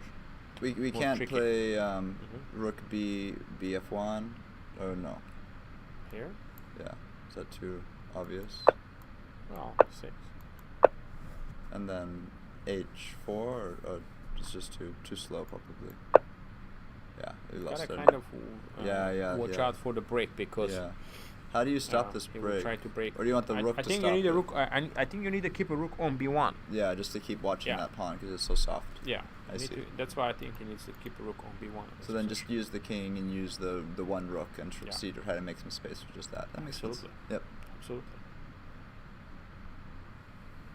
Any other games you want to take a quick look at? Okay, so Grandmaster Harshit is about to win. We actually interviewed him yesterday. We had a lot of great interviews. Oh yeah, this has been our best interview grouping so far, by far. So looks like he's gonna win another one.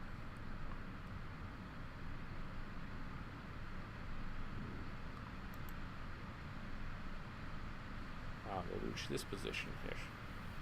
Now this looks Okay for black, no? Takes.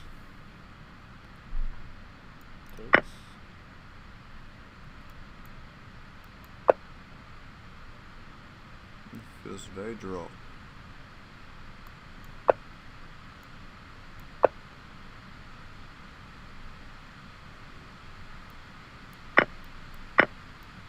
Yeah. Take and have Take, takes a3. and then probably just queen f7. Absolutely. Yeah. So. Objectively, you're not winning this. No, no one's winning. You can this. try, but that would be silly. Yeah. You will get mated if you try. Yeah. So back to the second board, Aryan Gutla. Oh wow, yes. And he's just slightly worse, but position is incredibly solid. Yeah. So I think he's doing okay here. And time pressure starting to come in for RIM. Gazik here. Yeah. Maybe for the pawn on c5. For this black? Would be white. Oh, white, yeah. The point of the pawn here, and you can play knight a4, and you have a good grip. Oh, yeah. Of course, the bishop takes. This tactic. Interesting. So, the knight is gonna forky. Let's go. Attacking the queen. Yeah, so that makes it it so you have to just force simply it. takes on d4. Yeah. If you go here, just take here and you're winning the exchange anyways next. Yes, that's a little bit of patience. Absolutely. And then you get more stuff. Yeah. All right. So this is very interesting. And Lazaro Bruzon game, let's see. He did play a4. Yeah. Oh, so he's not even worried about. Yeah. He's just gonna play king he f2. He does have only 4 minutes. It shows. But I think that but king f2 and rook h1, all these ideas are very clear, and he can do any of them at any time. And with increment, I think he can probably finish this idea. It should be good. I think he's a very experienced player, so I think he has good chances here to try to convert. Yeah, and with positions like this, it's all or nothing. You kind of hinged everything on that type of attack, and so you might as well make sure it's going to work. Nico takes f6. Oh wow. Yeah, it's going down the road that we discussed. Knight's coming in. Did you say that the second knight would jump in here? Yeah. Now if he plays bishop, knight h5. Yeah, that's what you're saying. Yeah, knight h5. Yeah. Everything is coming in, and that leads to a checkmate. Crazy. Great knights. Yeah, so this is one of those, if you lose in round 6 or in 7, that could really affect your norm chances. Yeah. If you're a norm seeker, because you have to finish strong. Yeah. If you want 100%. to achieve the norm. This game has been kind of unclear a little bit. By knight d3, no, it's not a big fork because you have a tempo. Yeah. That's why it's here. And look better square. Yeah. Seems fine. A little bit better. I would say a little bit better for white here. Yeah, just a touch. Anything could happen tactically, because the bishops are both good for black. Both bishops seem that they're going to get something going on, and both bishops seem good for white as well, so it's okay. Knight c5, so one of the lines is this. Trades, bishop back, bishop c2 or something.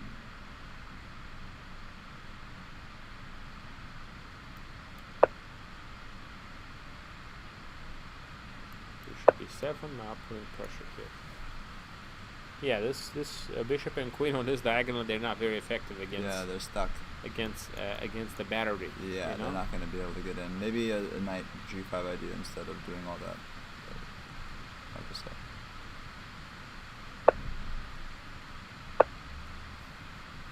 Yeah, now if you give up your bishop, you're definitely going to be worse. Yeah, we gotta.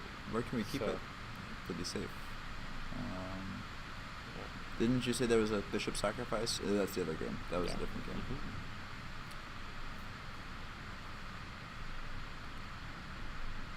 All right, yeah. So that's the thing for this game, and Kostya looks like it's just he controlled everything and now pushed the h pawn. He's attacking. He's in there. Oh, yeah. That's a lot of powerful pieces. Very close. Yeah. The center pawns are still kind of if you have to torture, play knight c6, that's not so good. Because that bishop wasn't really able to deploy naturally anyway. Looks like the rook has gotten much stronger, and the queen could come in and help. And yeah, I mean, can you even play queen c2?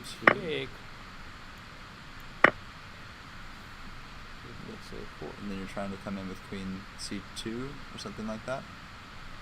Oh, you'd lose your yeah. That seems fine. Threatens the rook. Threatens f2. G4. Yeah, it gets complicated, but it looks like black is just winning after you defend the threats. Okay, knight h6. Knight h6 here. Because you don't want to go here because of the check. I see. Do you have any ideas with just playing queen c2 there instead of just letting the knight, threatening the rook and f2? Yeah, so that's the idea. You don't want that. So, yeah, that's why you have to play not the best looking move. Just the move that works. Yeah, but you're already up 2 pawns, so you're looking really, really great. Yeah. Okay.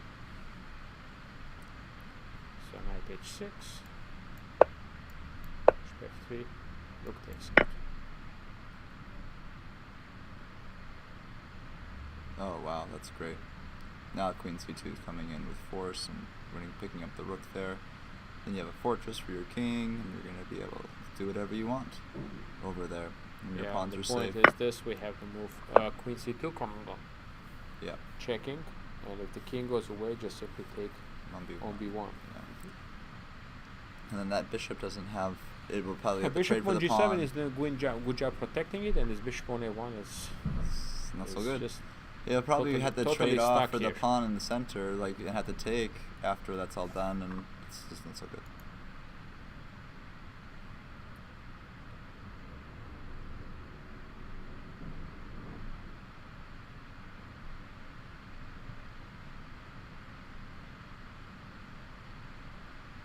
Any changes in the Gutla game? Any moves? To put pressure here. Let's go back to the Gutla game. No, not too much. Moving around. Moving around, and I think the point is if you put this guy here, it's going to be swiftly traded by the move knight c1 to correspondent with that. Yep. So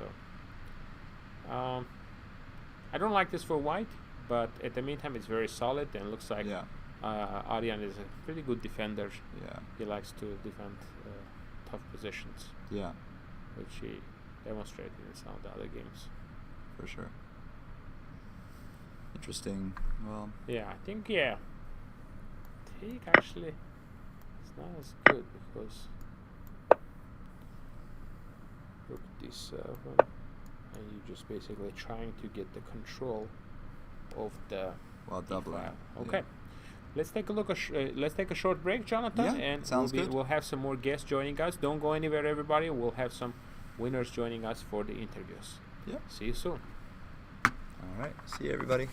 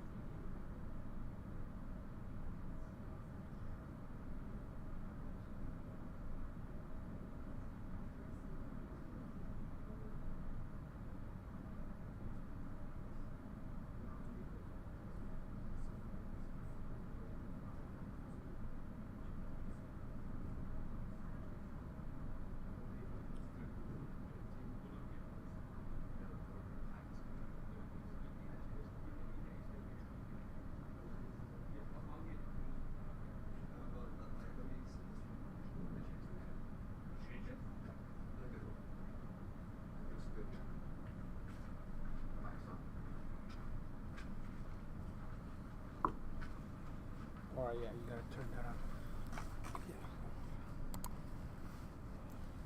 Hello, everybody.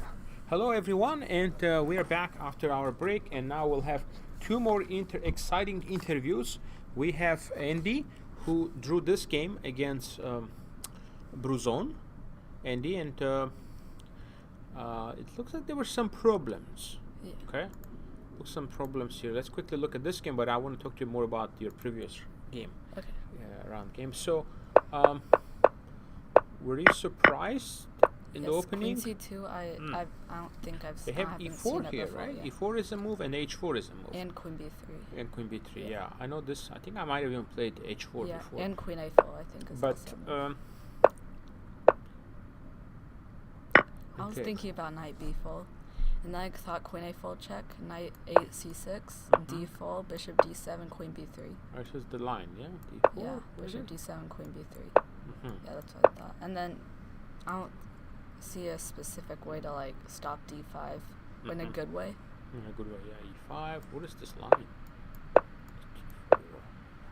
Takes, yeah, and then you take off Okay, c3. this is some kind of you have to know this, yeah. Yeah. Otherwise, okay. All right. So somehow, but after take. Yeah. Maybe This I should is have gone. good for I white, looked at no? knight b6 also instead of takes on c3. Yeah. Yeah. What's wrong with this? And I looked at d4. D4. So it's not advised to take on d4 because then knight takes d4 and bishop h6. Yeah. And so castle, bishop e3. e3. And if bishop g4, he has knight e5, I think. Yep, you're right. Yes, I thought knight, bishop e3, knight c6 maybe, rook d1, bishop g4, and then d5, knight e5, bishop e2. Yeah. And I didn't feel like it was like very. Might be some advantage, Yeah. yeah. Okay. All right. Yeah, back to the game. It looks like he got a nice, comfortable position, but Yeah. where do you think? Okay, but you played b3 and also you played this. These two things together, they don't match, a little bit, yeah. Yes, b3. yeah. So let's see here. Perhaps e5 could be played. It doesn't look very natural, but I guess it's like going against h4 stuff. And now it plays a5. Yes, and queen e7. Yeah, I like this a little bit better because I don't want to play b6 and then follow up with that. So we go here, bishop g4, h5.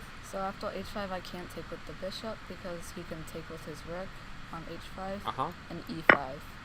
And he's threatening knight g5 and queen e4 and bishop d3. Yeah. So So what he has to do is. yeah, he played h5. And then I don't like what I did. I played c5. It looked very like icky. I thought maybe like I looked at mini stuff. Knight c6 looked kind of unnatural. So yeah, after knight c6, it looked like he had knight h7 stuff, but it never was working.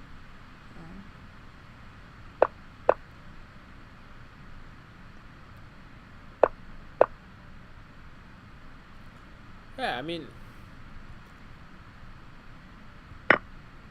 you mentioned sometime he wanted to play queen g4 here, right? This line Yes. here was.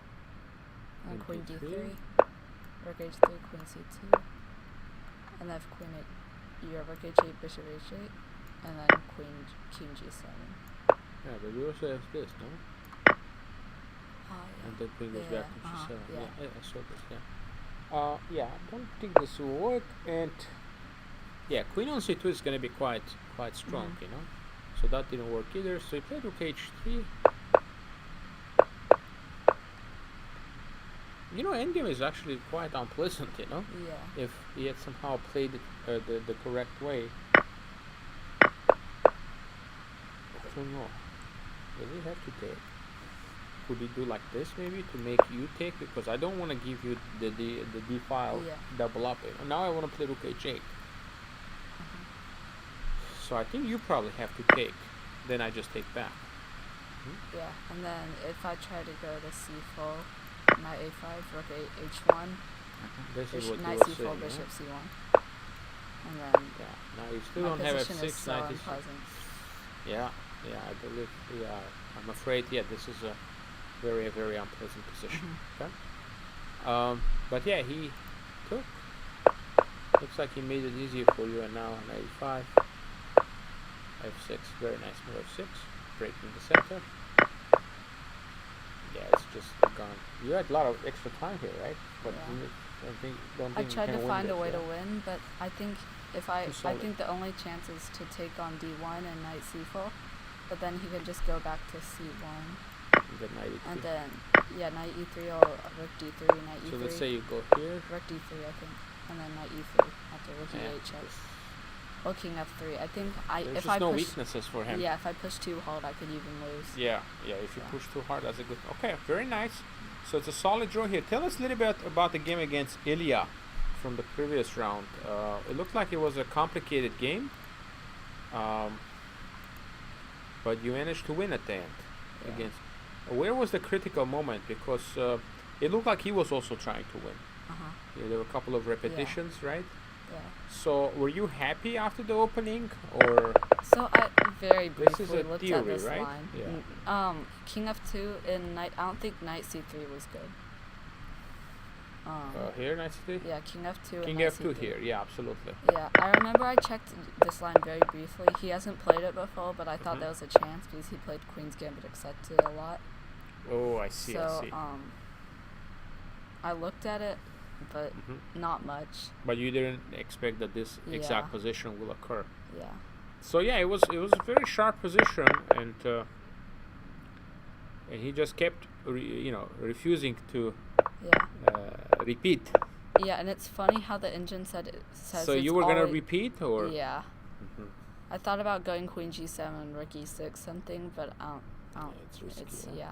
It's pieces are so dominating in Yeah. the center. So again, he kept refusing. Yeah. And I thought I was always worse, but actually the engine said it. Now you're just winning. Yeah, now I went winning, but. So Rook F8 was just a blunder. Yeah. Why did he play this move? Because it seems. It gives up all the pawns and then.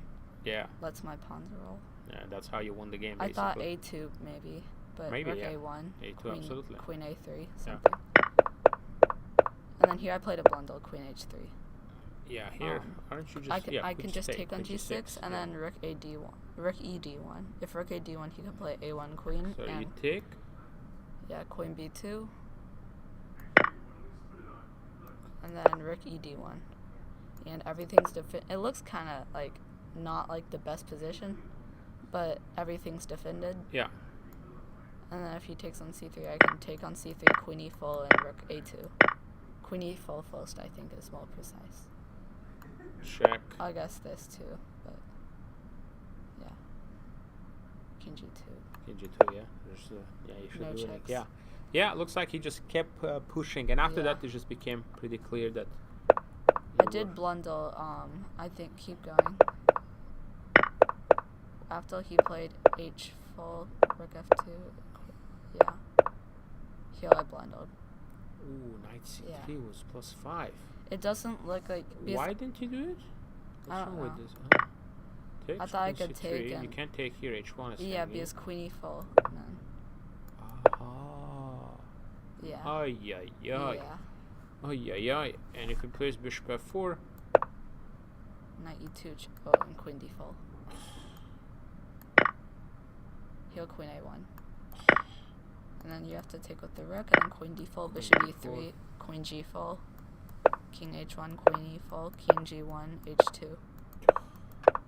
Ay, ay, ay. Now here. And then Queen H full, maybe? Oh, H. Wait. It's not that simple. Can you just take even here? Oh, yeah, you could just go back. Yeah, and then give a check. Yeah. Yeah, that was a huge miss, and now, now you were just winning basically. Yeah. F6 was winning too. You're just guarding everything. Yeah. Okay. Very nice, very nice. Congratulations on an impressive win, Andy, and we wish you good luck in the upcoming events. Okay. Thanks. All right. See you. Okay, we will have one more special guest joining us after, I believe, his victory And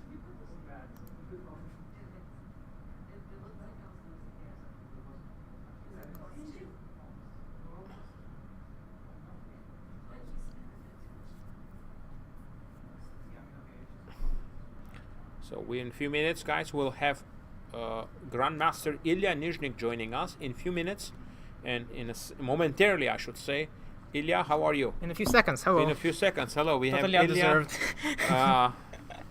Tough game in the morning, but yeah. Strong bounce back in this game at least. Well, I wouldn't say it was a strong bounce back. I'm like super displeased with my openings at this point of the tournament. So you're at 4 out of 6, and basically must-win situation. Must win like all games. You have to win all 3 games, and as I predicted, I remember when I had you, we need 7 out of 9 for the winning score, and looks like somebody is with +4 already. Gledura. Yeah, exactly. Benjamin is going strong. I mean, maybe even 7 is not going to be enough. You might score 7.5. Okay, so this opening is. You prepped this or?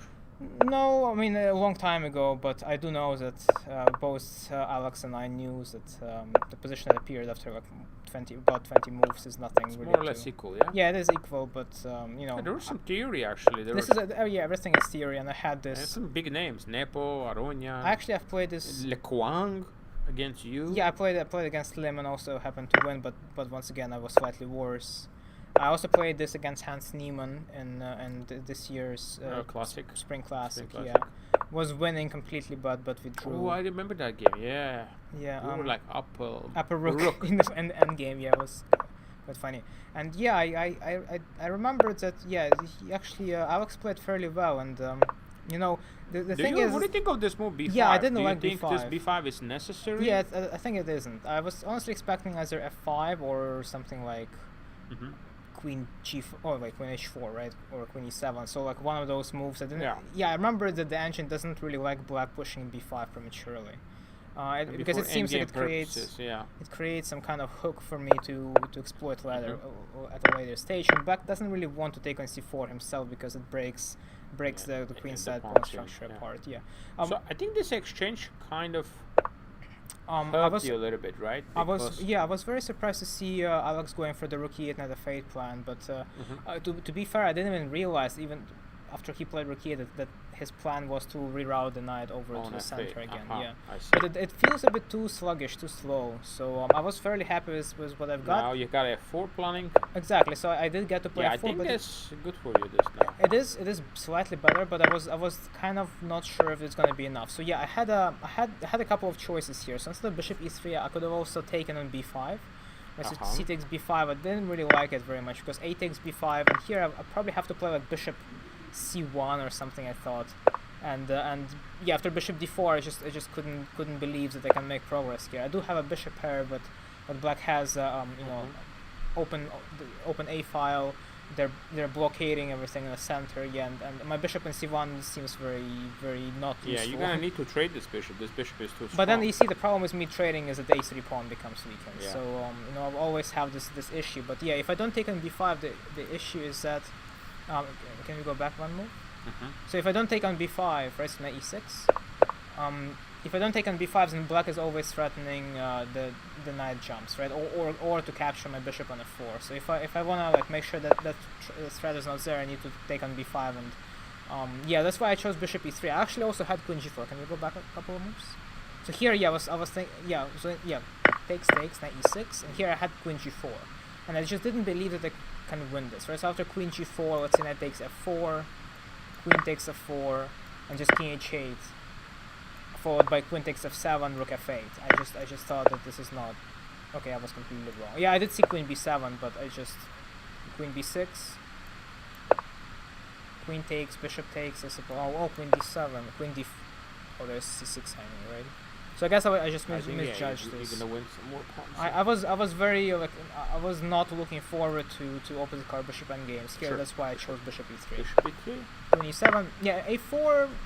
Is a4 the best move objectively? Because I didn't really see what else to do. Oh, queen d2 is a4 you could have taken though. Yeah, well, I was kind of looking forward to it. Just b takes a4, bishop takes a4, and now he's right. kind of has like all these hanging pawns on a6 and c6 and d6. So I thought I can maybe like. Is the idea to play maybe a5 now? Or? Oh, if black plays a5, I'm gonna go b5, and I thought I'm getting like a passer or something, or at least something to play for. Yeah, very surprising to see that evaluation. I wasn't going to play e5 obviously. Like maybe something like queen d2 or queen f2. So okay, so but he took, which makes sense, and he's getting low on the clock here. Yeah, already. exactly. Yeah, Alex had less than 5 minutes here, and I was very happy to see that. So my job was, or that's what I told you, told myself that I have to do is keep the pressure going, keep the tension. Was trying to trade as few pieces as possible, and here, this decision I don't really like. I then after I captured on b5, I should have probably captured again. b5, and at least I would have gotten my bishop onto the d5. So here it feels like it's not enough, right? It feels like black is just a bit too solid. The queen on d4 is holding things together. The rook on a7 is taking care of the a5 pawn. But after he played h6 and then he played rook f8, and it's kind of things somewhere here he started to a little bit lose. Exactly, but well, he's playing on increments at this point, and that was c5. c5. We'll just go back, consolidate everything. Right. c5 I would be happy about, because after c5 I can take and then like push the queen off the 5th rank probably. Sure. But what about like rook a8? I didn't really look at rook a8. Rook a8. Secure the back rank, Yeah. Because you're not really gonna push. Because he just played rook a7, right? So that Yeah. It felt like that's not kind of move he would be looking for. But somehow his king got now. Right, I probably misplayed it. Queen g4 feels like a mistake. I felt this during the game too, because it just felt like it does nothing. Rook f7 here, rook f7, rook f4 idea. Well, that's not. Trying to put pressure. It's very difficult to find on the wall on the clock. And here my original idea was to play d4, but then, so a6. My idea was to play d4. But you're skipping. Sorry. So my idea was to play d4. Right Queen f6, d4, d4 here. Yeah. And then I realized it probably doesn't do much, because takes and goes back to f6. Queen f6. Yeah, and then queen g4. I was looking at this for a long time, because I did manage to open up the d file, but doesn't feel like it doesn't feel like much, because the queen on f6 is c5 coming. Yeah, exactly. So. So instead I did play a6. Here, go back. 4 moves. Yeah, back on 1 move. Yeah. You played. Queen g4, queen f6. Here I played a6, which is fine, I think. And I knew very hard to play with 30 seconds on the clock. Exactly, so I knew that he needs to keep his king. It's funny, because this is basically like a semi-end game, but here his king does not want to be in the center, because it can still get in danger, just like in the game. So he wants to keep it in the corner. So I was honestly thinking that king g8 is the best move here, but fortunately he played king e7. Yeah. And after king e7, he has to try to tack in that king there. Right. e7. Yeah, exactly. So after king e7, I should have played d4 immediately, I believe, right? Yeah, once again. But I just wanted to throw in the queen g3 for good measure, and then king d7, d4. d4, wow. And taking would probably lose, because rook f1, and I think he can't escape. And rook f1. Yeah, and then if c5, there's a7, very important. Yeah. Very nice. Yeah. So he played rook e7. Here he should have played queen e7 and queen f7. Yeah. So after e5, he does not have to. He must not take, because it opens up the position. D5, right. I think after he takes, objectively he's lost. Yeah. Queen e7 maybe his last chance here. Right. Yeah. Probably it's very difficult to hold. It's still very difficult to hold with like so little time on the clock. And here, the problem is that black is completely paralyzed. None of the black pieces can move. You're actually giving up on h4. Yeah, queen h4 loses because king g1 and then c6 falls. So I kind of like was playing. This. I know it. I know that queen f8 is a bad practical choice. Why not just rook f1? Rook f1 I couldn't calculate. Yeah, I was somewhat tired as well, so I just couldn't calculate. So I thought queen f8 and queen d6 wins more easily, but I was wrong. Even after the game I realized that here, queen c7 now. Oh, actually rook c7 works too. What? Wait, what? Rook c7? Rook c7, rook f1? Oh my god, there's queen a6, right? Wait, I'm so stupid. I'm so stupid. Rook f7. Well, I mean, it's still. Oh my god.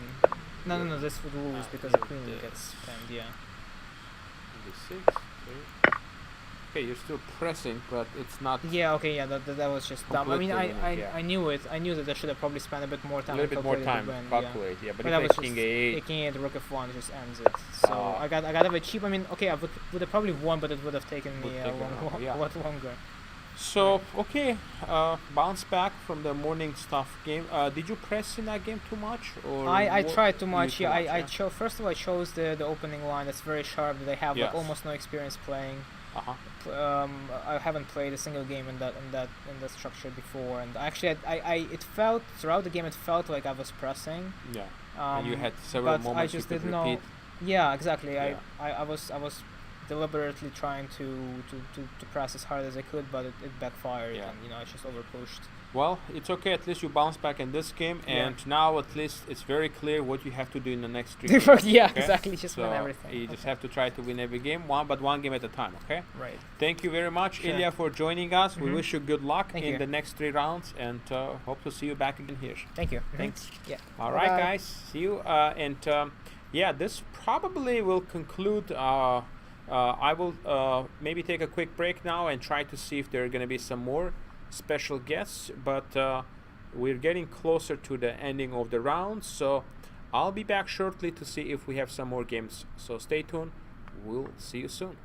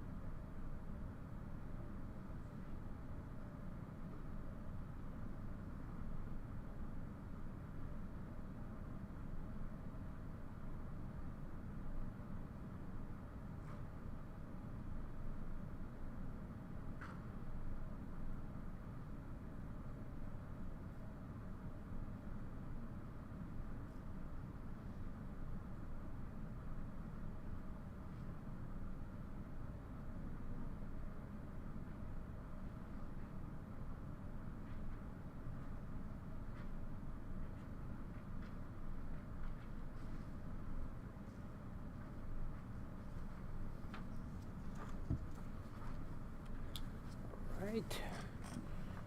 Okay, guys, we are back after the break, and we just have a couple of more games left. Looks like in this game, Arjan Gutla, he misplayed it, and yeah, Black is just doing really well here, and slowly, as you can see here, one thing is clear: you cannot play passively. If you play passively, you're just not going to get any advantage. So 94.